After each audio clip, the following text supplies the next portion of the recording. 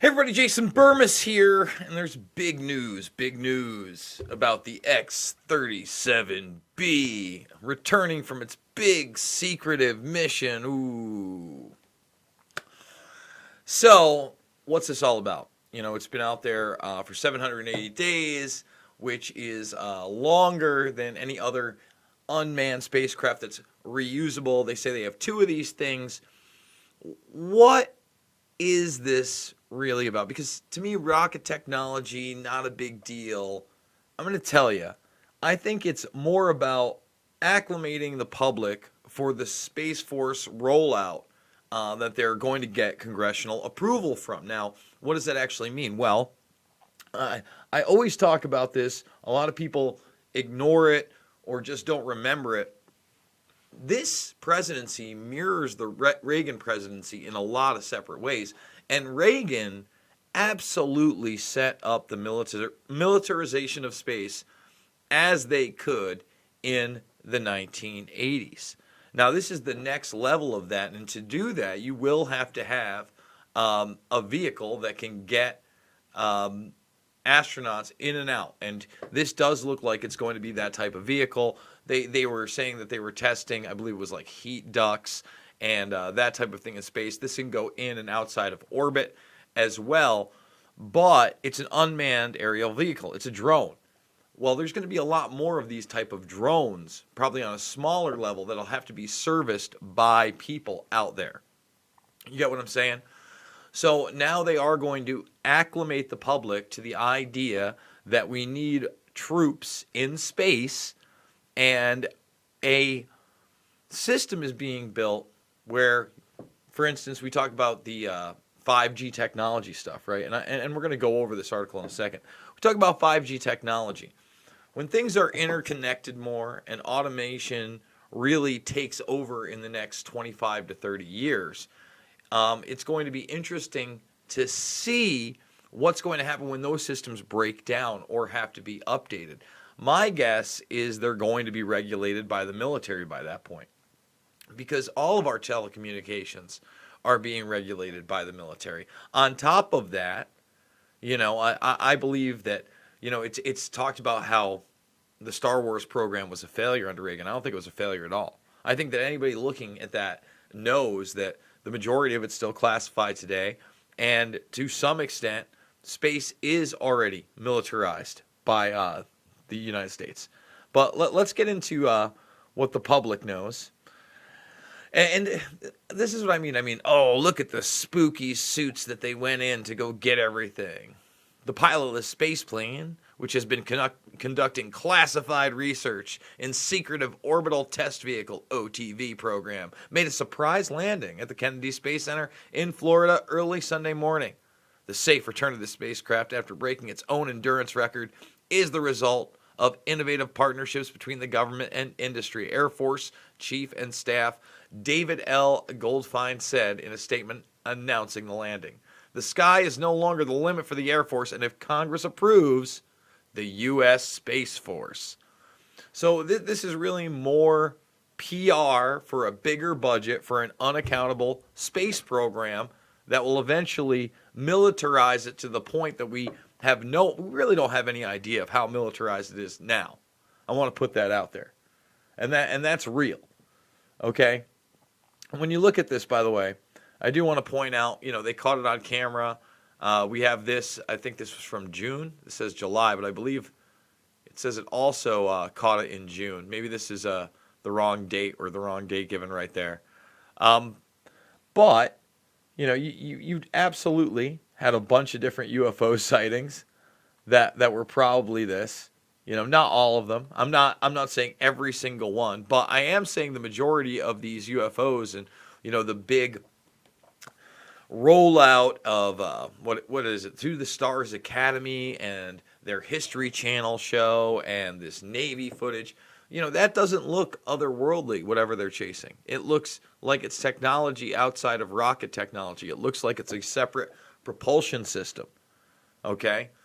And, I think the significance that the X-37B is a drone is for the safety of the human beings that they are going to be transporting in and out of these facilities. You know, I know there are people that don't believe that any part of space is real, but I assure you it is. And, you know, this, I know it's the Sun and it's a tabloid, but again, we're being acclimated to the idea that space is the next frontier for weapons. And the thing that the tabloid is reporting on, this NATO meeting in December, is very real. You know, this is globalization. These are the forces of the United Nations that should not have the power that they do. At an upcoming summit in early December, NATO is expected to declare space as a war-fighting domain. Let me repeat that. A war-fighting domain, partly in response to the new developments in technology. If it does declare space a war zone, NATO could start using space weapons that can destroy satellites or incoming missiles. And think now to yourself just what the espionage level on this is going to be. You know, Huawei is going to want their satellites up there. Samsung is going to want their satellites. AT&T is going to want their satellites. And, you know, the U.S. government's not in bed with Huawei, but China's in bed with Huawei, so they're going to defend. There's going to be offense, defense. This is a very real thing.